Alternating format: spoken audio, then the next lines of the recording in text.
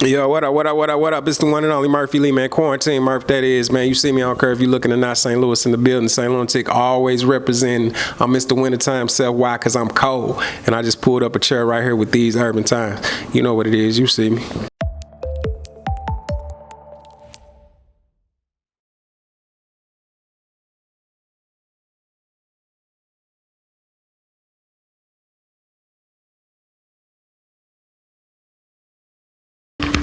Terrell Thomas, These Urban Times, and on this edition of Pull Up a Chair, I have the honor and the pleasure of sitting with someone who it's been, what do you say, a transition in life. I went from listening to the gentleman's music on the radio and on CDs in my teenage year to fast forwarding until my adult years and moving to Atlanta and doing a podcast and watching this gentleman and other gentlemen from his side of the world in USA doing a podcast together and watching him grow into that field, and to a gentleman that is a neighbor, a man who I look to for advice in fatherhood and just being out here in the industry and in the world of entertainment and trying to live that life and also live the life as a noble man, again as a father and as a leader in numerous things. So it's definitely great to sit and chat with you on camera. Y'all know his face, you damn sure heard his work, and know about this talented, creative man that I'm sitting next to. Music star Murphy Lee, how you feeling today, sir? Man, send me that intro, man. Appreciate it, big bro. What's going on? I can't complain, man. I mean, that's from the heart. It's definitely, we talk a lot off camera, and we hold mics. So I was like, so and I damn sure appreciate that. But for people who don't have that opportunity, to sit down, chat with you, get into the mind of Murphy Lee, and find out some of the things in which have motivated you, inspired you, and got you to this point in your life. I kind of want to take them on a journey into your world. So I do want to start from the beginning. I don't think you're a man who can be identified as just a hip-hop artist or a hip-hop star, again, because I feel like you do so much. You're a father. You also are very influential in the vegan world. We'll talk about that in a moment. But we known you, or we learned us outside of St. Louis. We learned who Murphy Lee is, or Murphy Lee is, because of music, through your music, through your bars, but you decided to share your thoughts and your creativity with us. So as a native of St. Louis, right. And I'm going to talk to you about that area as well. There's a lot of creative talent to come out of there. When did you fall in love with music, man? When did you fall in love with hip-hop? Oh, sheesh. There once was a girl from around the way. Easy. Well, it shouldn't. Bitch, shut the fuck up. Get the fuck out of here. Hey, yo, Dre, kick that funky ass bass line. Do-do, do-do, do-do, do-do, motherfuckers also in the place to be coming through the stage is easy, motherfucking E. I'm talking about stuff like that, but I think it was more music got introduced to me more so than hip hop. You know what I'm saying? Just hop in my granddad's car, he gonna be playing country music. You know what I'm saying? Go to anytime the stove on and it's cooking, it's gonna be some blues in the house. You know what I'm saying? Go to the drive-in with my mama and stepfather, it's gonna be some, you know what I'm saying, some OJs or some, you know what I'm saying? Somewhere up in there, them late 70s, early 80s, you know what I'm saying? And then when I go home to my auntie and them, they gonna have the vinyls of New Edition, the vinyl of Thriller, the vinyl of Prince, the vinyl of, you know what I'm saying? And I think all that led to, damn, Jazzy Faye dropped. He got a whole phone number out. I remember I called that number, bro. That's hip hop right there. I called that number, bro. Jazzy Faye had a number you can call. And it was just, I think it was just like live talking, they left a message. But it charged hell on, it was, you calling long distance. That was long distance time. Bruh, I blame that shit on my auntie. I blamed it on my aunt. I never said that. I never said I did. They just knew she did it because it was her age type stuff. Man, that's crazy, bro. I gotta tell her. You don't know now. Man, I'm talking about that bill was so high that I know my grandma remember because I kept calling back like, they gonna let me talk to him or something. They gonna let us talk to somebody, but it ended up being, it was just a message, bro. That was crazy. That also just shows how much music and hip hop has evolved and whatnot to where we are now. How we streaming things and stuff like that. Definitely, but it really was Outkast, Dungeon Family, Biggie Smalls, Pac. You know what I'm saying? Like the regular. But you know, MJG, 8Ball, UGK. You know what I'm saying? E40, Spice One. You know what I'm saying? Stuff like that. I go deeper with rhymes like that. But it, you know, the locks. Now, growing up in St. Louis, being raised in St. Louis, you're in the heart of the Midwest pretty much and whatnot. It's like stuff coming to you from all coasts, East Coast, West Coast, from the Gulf Coast, you know, and the South and whatnot. So what was the music culture or the entertainment scene like when you were growing up in St. Louis? It was a few open mics, few talent shows. We used to have something called St. Louis, called the County versus City talent shows, things of that nature. People in the city, we had just like, you know how everybody be like, man, you ain't from Atlanta, you stay out, and you know what I mean? That same way they separate the city and counties in St. Louis. You know what I'm saying? So the county versus St. So it'd be like artists from the county represent the county and versus city. We used to walk out in that thing, tear that thing up, just things of that nature. Those type of scenes, regular underground scenes, wasn't nothing big because, you know, nobody came out. So it was just like fend for yourself, you know what I'm saying? But at one point in time, we got big on the radio, got a song that just was bigger than any song on the radio from other places, you know what I'm saying? It was amazing to see somebody from our city do that, you know what I'm saying? This is me outside looking in like, God damn, I'm talking about in the classroom and it just coming on the radio, you know what I'm saying? All types of day, all times of the day, you know what I'm saying? Like, that was unreal, you know what I'm saying? To be in rotation. You can get your stuff played, but be in rotation and be like the number one here, number one every night, keep going back, and when the New Year's come, they play all the songs and use the number one song played of all year and all that. Like, it was huge. So I think that led to a lot of things, but that was it. So when did you begin actually rapping, like, and decided you were going, you know, take rap seriously? And then when did that form until you like to the Tics coming and you beginning to do things with the St. Lunatics? I was in the 7th grade. We started the Tics, right that summer, going into the 8th. I had about 3 raps in the chamber somewhere, you know what I'm saying? At least about 8 bars or 12 bars. So what, you say 7th grade, what's that, like 12, 13? Yeah, I was actually 13, 12 and 13. Okay. Yeah, so I had a few bars in the chamber. It was a record label called Bulletproof Records that dropped like some compilation and some solo artists by the name of Los, Free Los, you know what I'm saying? And like, it was some good music out there that we knew you can actually sell to people like they was selling, you know what I'm saying? And I knew we were serious about it, you know what I'm saying? But I was in like 8th grade when we started the Tics. Okay. And so what was that like, kind of fast forward a little bit in that journey and in that time span, because y'all started the Tics, Nelly started to take off. So what was that like as you're still a youngster, you're in your teenage years, watching him grow and then you guys as a group and as a unit growing and taking off? It was huge, man. I don't remember too much of them times. I was twisted, not twisted like high, drunk or nothing like that. I just was living in the moment. I was young as hell, so I was just going. You know what I'm saying? But it definitely, I seen the power. I seen the respect change. I seen everything they consider an accolade of it. You know what I'm saying? I remember all of it. But I think it was a long journey. You know what I'm saying? We started the group in '93. We didn't get on to '99, and it was a long journey to get on. But once we got on, it just rocketed right super fast, like too fast. It was so fast that we didn't see black people no more. I'm talking about after about 6 months, I ain't seen no more black people for about 4 years, bro. Like on some real. If they was in there, they were just scattered in there. You know what I'm saying? Like we was doing festivals in places, Maine, and I'm talking about it was just too big. Like after a certain point, it just got too big. You know what I mean? I mean, it ain't never too big, but you know what I mean? It was up there. We was up there like the, you know, what they considered. That's when pop kind of like became popular.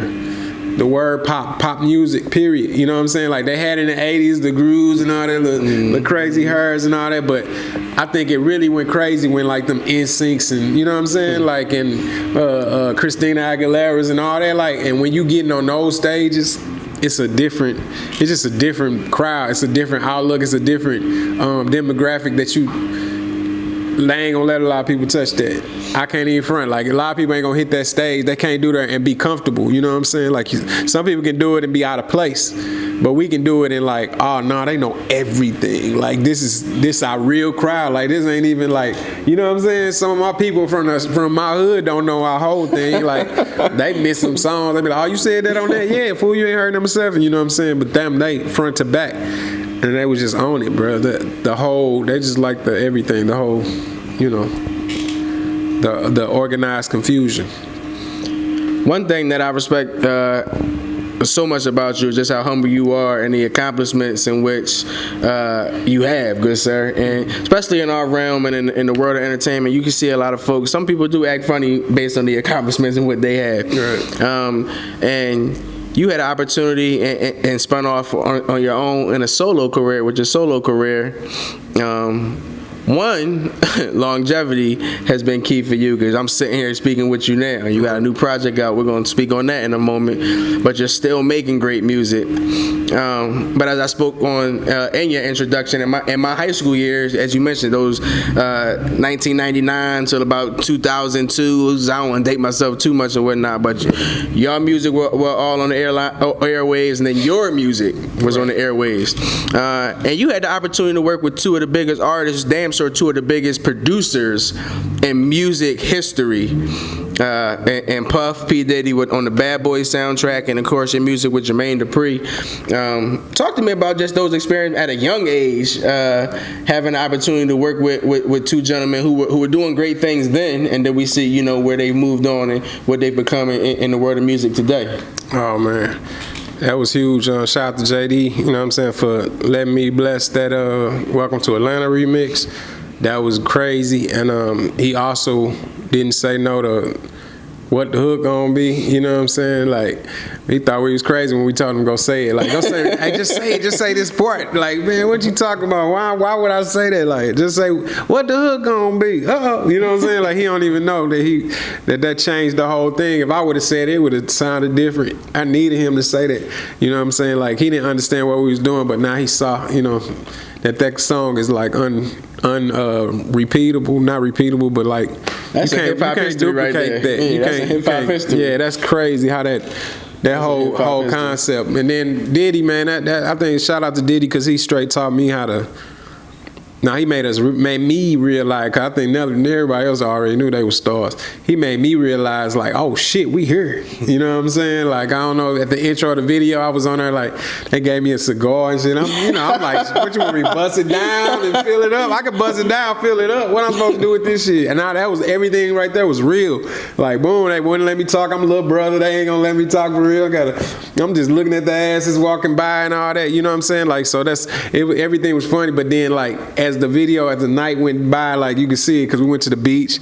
You know what I'm saying? I was more relaxed. I had on my jersey. Now I'm cool. I ain't under pressure with that. Then later on, we in all white. Like, now we stars. Like, you could see the whole transition of, like, damn, I became a star. By the time I got on white, I was all in there. I thought I was the shit. I was like, man, he made that whole. I never seen. You know, we did about 10 videos before then. So, like, professional videos, high paid videos. But to see how that worked. You know what I'm saying? Being on a Sean Combs set, yeah, I was like, oh, we heard her. we have arrived. I got drunk that night and everything. We have arrived. Do you understand me? That's how I was. I knew that song was gonna be huge after that day. I just seen it. Like, the dancers was excited. Like, you know what I'm saying? Them girls, they was showing the world that dance and how they was doing, man. Like, everybody was just, it was a different type of excitement. So shout out to Diddy, man, showing us that you know, sky's the limit. Where did that song actually? Where did it come from? Was like the whole Shake Your Tail Feather thing? Was that something that was based in St. Louis? Did he come up with that? Like, where did that? Shake Your Tail Feather is definitely a Tina Turner. That's St. Louis. You know what I'm saying? Like, crazy. I just thought about that. But when we did it, we was just thinking about we knew ass shaking had to be involved around this moment. We was on our girl tip heavy, you know what I'm saying? So if it was a beat that was gonna be up like club, we tell them shake your ass some way. And if it was gonna be, you know, a slower beat, we was, you know, I love you. You know what I'm saying? We was going that route, like trying to get the girl. So we just knew it was a girl move for that soundtrack. Like, nah, this finna be big. We wanted to be, you know what I'm saying? We didn't want to out rap nobody, none of that stuff. Like, and we even spit some crazy bars on there just to throw in there. But that's what we was on, and it was the last song of my album. You know what I'm saying? Right before I was at the end of my album, and Diddy called with that. You know what I'm saying? So it was perfect time, and everything hit on point. You know what I'm saying? I couldn't use it for like 6 weeks or something like that until after it was all popping and sold hella records on the Bad Boy soundtrack. I stole all my record sales. Like, you know what I'm saying? Because that's the only reason why we got it. We got it because what we saw. You know what I'm saying? Back then, what we saw is what we buying. You know what I'm saying? And Tail Feather was what we saw. So we bought it. You know what I'm saying? I think it was some cool ass songs on there though. I think Jay-Z had a single on there too. He had a video for his too. But what you saw is what you bought it for. You know what I'm saying? So they bought it for Jay-Z and Murph, Nelly, and Puff. You know what I'm saying? Like, so I'm on some, damn, it was my sales. But I take it. It's all good. It's still love. When I go to the mailbox, it say Tail Feather. You mentioned a moment ago that you were in some of the biggest arenas, biggest stages with pop stars like the Christina Aguileras and the things of that nature. During those time periods, were you ever in the studio or record music with an artist and like y'all just never dropped it? Y'all recording on some fun hee and you're like, damn, looking back like we had a hit. You know what I'm saying? Yeah, I had a few hits. I had one with Day 26 that was crazy. I got one with Mario that's crazy. I'm talking about crazy. I got a few jumps of gang over with Jazzy Faye that, oh my God, man, boy, if that stuff would have hit the scenes. Nah, but I had some crazy stuff because I was in my mojo at that time, like creation wise, when I went into my second album. Okay. And so I worked with some tight people. I just didn't get it out. Okay. Well, you have music out now. You got some new music out now, and it's been a journey from then, as you mentioned, from kicking things off, and like you said, you started 93, right. Deal came 99, but now we sit here in 2021, and you just recently put out a project, second time around. And I know I had the opportunity to thank you off camera, thank you on camera, because I had the opportunity to come. We sat down on legendary Stankonia. Oh yeah. As you were doing a documentary from that, let me be a part of that. I damn sure appreciate that. Yeah. And I got to hear some great music. I got to hear some great music, some quality music, and you spoke, and I was able to dive into your mind and the creative process on some of those records. But second time around, please explain to our audience and dive into why that's the title of this project, and kind of give some of the feel and meaning behind it as well. Second time around just represent the second phase of my life for real. You know what I'm saying? I think when you drop, I said it one time, like when you drop your first album, you got a certain type of content in it, and then when you drop your second album, you don't show the advancement because you're scared to. You know what I'm saying? So you want to keep doing what you've been doing. So you do 3 or 4 albums of just doing what you've been doing. You know what I'm saying? Instead of showing the advancement, that's how people grow. That's how people they got to see that you're not selling dope no more. If you selling dope on the first one, you're not selling dope on the second one. Come on, you know what I'm saying? So now I got 40 albums and you selling dope. You still selling dope. You ain't selling no dope. You know what I'm saying? So people are listening, and I think second time around was just a represent of the second phase where I'm grown now. Like you said, I got family. I got real life situation. I got a lot to lose. I got. You know what I'm saying? Like my business mind, my whole mindset on how we should be living in life. You know what I'm saying? It's just different. And I think it's a million, trillion, billion people out there that's thinking like that. You know what I'm saying? Like, I don't have to make music for people who not thinking like that. I can make music for people who on that same thing. Like, oh shit, traffic at 2. I ain't driving around 2. I don't drive from 2 to 7. You know what I'm saying? Like, and I don't think we should be scared to talk about the things of age. You know what I'm saying? I love how hip hop grown. There's nothing wrong with being grown. I just don't think we should stop making music just because we're trying to compete with the 17, 18-year-olds. You know what I'm saying? That's not what it's for. So I just made a great album. I love it, man. It's one of the projects I actually Don't Mind Gambling on. You know what I'm saying? Like, I don't mind rolling the dice on this one. It took a second because I do a million, trillion records and trillion, billion albums, all that shit.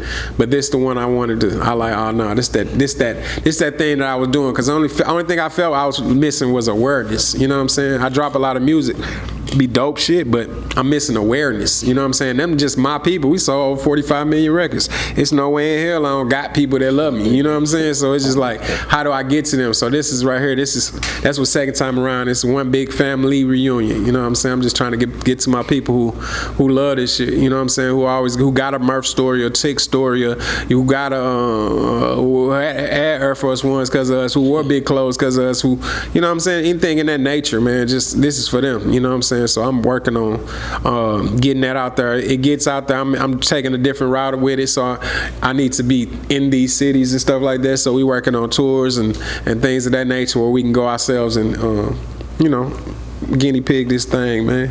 Go out there and touch some people. That's what it's about, you know what I'm saying? So I will be like posting up in cities, man, whole weekends, you know what I'm saying? Okay. Doing some charity work definitely first, you know what I'm saying? Doing some, you know, we might have a few panels or something like that in new cities, you know what I'm saying? And definitely gonna party, you know what I'm saying? Have a good time and definitely perform. Now, yeah, you definitely show your range on this project too, right. Because you give us some party joints, you know, you give us something that we can bump our heads to and whatnot. You give us a strip club joint, you know, paying homage to you know, to your area, how you were raised and whatnot. You give out some flowers, you know, and you speak on some heartfelt moments in your life and some heartfelt figures in your life. Personally, that was my favorite. But what's your favorite record on the project, or a record that really, you know, stood out to you as you were creating it? Probably Human Love. That's like the second song on the album. It's called Human Love, and it's really a homage to my day ones, to my fans who you know, be having all the questions like, where you been, what you doing, you know what I'm saying? Like, why it's taking so long to drop, what this and that, you know what I'm saying? Like, why the group ain't did this or what that, you know what I'm saying? Like, I just answered that. Actually, I've gotten to the whole body of the fan and just rapped as a fan on the whole song. So it's one of them, it's a different album, different song, and I love it, you know what I'm saying? The visual's crazy. So the way my album is set up is like all the singles will be available on stream service. One at a time, though. I'm not going to just put them all on there right then, but if you want the whole project, you can call, you can text me at 314-408 Tics, TICS. That's 8427, and get the whole project as a whole, because that's I think that's how you need to hear it. You know what I'm saying? It's a great project, all from beginning to end. It's a whole roller coaster of great music, and I love the hunger in it, you know what I'm saying? But Human Love is one of them ones, from beat hook, verse. Human Love. I like She Is Her. Okay. She Is Her is like one of the coolest hip hop wedding songs of all times, man. I definitely want to I can't wait till that video drop. That visual crazy. I want to get that out there in a certain manner, you know what I'm saying? Because I definitely letting people know how we do weddings, you know what I'm saying? Me and my wife is on the hook. She killed that. And then one that's near and dear to me is probably 93 Riverfront Flow. I think that was special. 93 Riverfront Flow. Riverfront Flow is because that's where I started rapping it for real. We used to rap on the back of people songs and shit. Like back then, they used to make people album like E40. Like he'd have like a minute after each song, like it'd be just all beat, just going, you know what I'm saying? Especially like UGK, you know what I'm saying? When they be playing them horn, them what's called, like they be about good 45 seconds, and we just keep rewinding that part and freestyle in the car. And that's kind of where I got my whole confidence in rapping, like constantly rapping over these kind of beats, you know what I'm saying? Then eventually we got recorders where you can press record and, you know what I'm saying, make it happen. But 93 Riverfront Flow, we used to be on the riverfront, and somebody car, probably City Spuds or Yella, you know, somebody car, and we'd be in the back just smoking good, and you know what I mean? That's when you used to put in some money on the weed. Everybody used to put in $2, $5, and we used to buy 1 sack and roll it all up. It wasn't no saving, wasn't no tomorrow. Because first of all, if we save it, who houses is it going to? I dig that. Somebody go, well, you who taking it? You taking it? You ain't put more in. What you doing? So that used to be. That's just with memory. But the flow, from flow to hook to everything, that's what I like about it. Because if it all hit, sometimes it just hit like beat, hook, banging, flow, cool. You know what I'm saying? And I'm talking about records, period. Not on this album. This album here, I kind of I felt flawless because I did different things. If you don't like it, it just wasn't for you. But in reality, it's a great song all the way through, you know what I'm saying? But 93 real front flow, and then I like the flowers and bars that you like. Yeah, and, that's my jam right there. And I think Do What I Do is a motivational morning song, you know what I'm saying? One of them get-ups, one of them workouts, one of them, I see like basketball highlights, you know what I'm saying, things of that nature. So I'm going to make a highlight film for your intro or something. That's all right. I'm with that. Yeah, for your sports show. I'm damn sure with that. I'm damn sure with that. I spoke to you also in the intro about fatherhood. Yeah. And you know, it's amazing, as you spoke a moment ago, about growth, and that we should be able to see growth in artists and, you know, as human beings. Right. And it is funny because, shoot, man, a couple years back, you know, you were talking about tip drilling, and I was looking to watch tip drill, you know, video, and you know, now you're speaking on, you know, the love for your wife and your music, you know, the love of being a father. Right. So how has that life from that role of fatherhood and being a leader of the family, being a leader of your tribe, you know, how has that impacted your music and your career overall?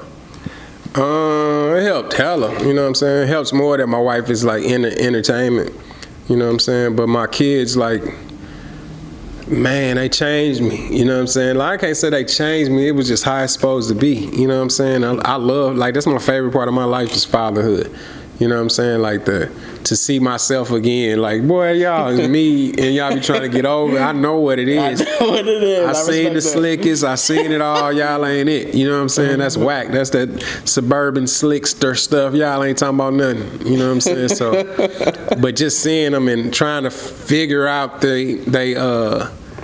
what they like, because they can't be liking what I just like, you know what I'm saying? Like, it's something that they in, like, damn, what you good at, what you, like, trying to find it early, because I knew early, you know what I'm saying? And it worked. And that's why I tell you, like, I look at all my family, I look at everybody, I like, when you do it early, there you go, you know what I'm saying? So you can be a professional by the time you get a certain age, you know what I mean? So I try to start him early. My son, Divinely, he got a show, his own kid learning show.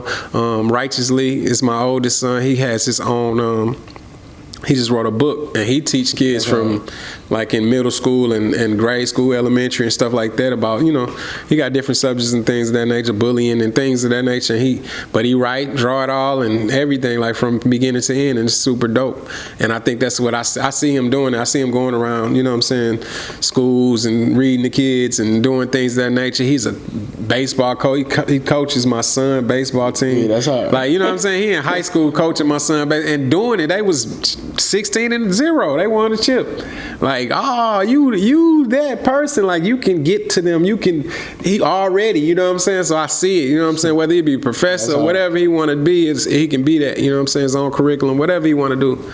I see it though, you know what I'm saying? And my daughter, she's grown, and she just, everything about her is helping and healing others, you know what I'm saying? Like, everything that we learned, knowledge of self, and everything that we got when we was younger, that me and my wife, like, just walk around with it, just heads high, you know what I'm saying? She took to a whole nother level, from the vegan to everything. She just took it to another level, and to see that, and to see her so pure, you know what I'm saying? And like, dang, you straight, you know what I mean? It's like, that's what we want, you know what I'm saying? But I like to see what you know what I'm saying? I think that's what fatherhood is about, letting them be, because you got to remember, man, I think, and I want to talk to all the fathers too, I know it's off subject a little bit, but dog, you got to remember when you was that age, bro. I think we be too hard on kids. We be too hard on, you know what I'm saying? Them kids be going through stuff and all that. Like, you got to remember when we was that age, bro. We did that same stuff. And when did we get in trouble? Or how did we want our parents to say that to us? Like, when we did get in trouble, because we know we messed up. I won't do it again. But you think you got to beat me or do it this way to do it? Nah, it's a certain way you got to get to, you know, every parent and child is different. But, you know what I mean? I just know that just when you are disciplining your kids, and when you are teaching your kids, just remember you was that age. So how did you want it at that age? How did you want to be presented? How did you want to be treated? You know what I mean? I think you'll succeed. You definitely just mentioned the vegan life. Yeah. I know that's something you're heavy in, and you have a lot of knowledge in that life as well. Because I came in on some ignorant shit. Like, oh, if it's vegan, got to be plants all day, and you would let me know. I eat this, I eat that. Just elaborate for those who were like me and are ignorant on what the vegan life is and some of the great dishes that come about in the vegan life, and why you decided to move forward in that lifestyle. I love lasagna. Make lasagna. I love spaghetti. I love this. I love pizza. I love this. Whatever you love, it's makeable. It's not hard. It's not even a difference. You only replacing milk, replacing butter. You know what I'm saying? Just swapping it out. That's all it is. For the butter, that's not gonna kill you, and for the milk, that's not gonna kill you. For the, you know what I'm saying? Then definitely the meat, that's not gonna kill you. You know what I'm saying? Like, the products they making right now ain't the best in the world, but it's definitely not pork and not meat. You know what I'm saying? It's not killing you like that, and it's not killing you at all. It's adding to your value. I preach too much of anything is wrong anyway. You know what I'm saying? So don't overdo nothing anyway. So, like, if you are a meat eater, you shouldn't be just eating meat every day, all day. You know what I'm saying? 3 times a day, 7 days a week. Like, you need to, at some point, you got to one day, or, you know what I'm saying? Or one time a day at least, you know what I'm saying? So it can give a chance to digest and what's called it. But, man, we live your life, man. That's all. You know what I'm saying? We live for a long time. Just know this meat ain't like the 60s, goddamn it. This shit is, it's 2021. They trying to kill us. So be careful, you know what I'm saying? If you see a butcher going up the street, think about it, you know what I'm saying? Like, so we don't even see these people who cut out and touch our food and make those moves with those cows and all that stuff. So, like, you don't even know what's going on. You might want to look at it, but if you look on the movie, you see how sloppy that stuff is. Like, when you see, I ain't saying nothing bad about the butchers. Some people on their own butcher shop and all that. Like, I ain't saying that. I'm talking about, yeah, slaughterhouses, folks, man. Them people be in that mud like, they just, you know what I'm saying? To be able to do that, to be able to want to cut a cow head off, you got to be a certain kind of human, because you ain't chasing no chicken down and wrestling down. Right now, chicken walking here, we burning out, all of us. That's just real life. I know I'm running. I'm not gonna stand here and be like, oh, it's a chicken. I'm gonna be like, yo, I'm up here, yeah, get the chicken. What y'all doing? You know what I'm saying? Like, and ain't none of y'all finna choke it, kill it, break the neck, cut it down. You know what I'm saying? If you can do that, then you should be eating meat. If you can't, and if you do that, you might well eat it raw too. You cooking it and all that, that's seasoning and everything, man. That damn sinus is bad. No, that's seasoning and everything, dog. You tripping. You know what I'm saying? So, I don't know. What's next, man? Preaching. I told you that's why I was going to jump like What's next for you? 2022 is right around the corner. We moving forward toward. We're in the fourth quarter of 2021. What you got coming up? What are you working on? Where's your mind going next? We only like a month and a half into this second time around. It's a 12-year plan. 12-month plan. 12 years. It's for life plan, but it's a 12-month plan where I got, I got to keep dropping these singles and keep giving these content. The documentary to second time around will be coming, and also I'm doing a live album of second time around. So that's gonna be dope. I love that part. I'm gonna do a visual and audio. Yeah, I'll be damn sure looking forward to that. That's gonna be fun. Once again, Terrell Thomas, These Urban Times, sitting down with the one and only Murph Lee. Man, appreciate you, big man, love. Please let our audience know how they can reach out to you and get the album. 314-408 Tics, Tics. That's 8427. Or you can link in my bio if you add Murph Dirty on Instagram, add Murphy Lee on Twitter. Do people say all this shit? Yeah. Golly, bro. Yo, just hit me, man. Newmurph.com. Get you some. You know what it is, Terrell Thomas, These Urban Times. We appreciate Murph for pulling up a chair. You never know who we gonna have a guest pulling up a chair. Stay tuned. Be safe out here. Happy holidays. I should have pulled a whole carb in this mouth.